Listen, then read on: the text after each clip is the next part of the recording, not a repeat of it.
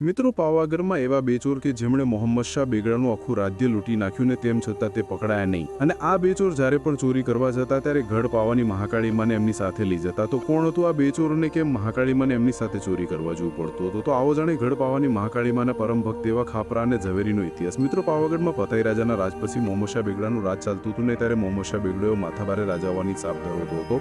અને એ વખતે પાવાગઢમાં બે ચોર હતા. એકનું નામ ખાપરો ને બીજાનું નામ ઝવેરી. આ ખાપરો અને ઝવેરી મહાકાળી માની ખૂબ જ ભક્તિ કરતા અને મહાકાળી માના મોટા ભક્ત હતા. તેઓ જે પણ કંઈ ચોરી કરતા એનો ત્રીજો ભાગ માથા મહાકાળીને આવીને ધરાવતા.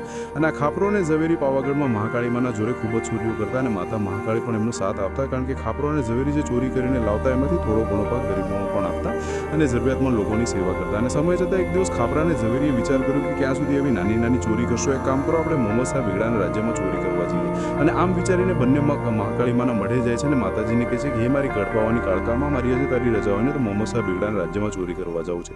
મહાકાળી માએ તેમને રજા આપીને કહ્યું કે મારા દીકરાઓ, તમે બંને મોહમ્મદ શાહ બેગડાના રાજ્યમાં ચોરી કરવા જાઓ તો પણ હું તમારી સાથે જ છું.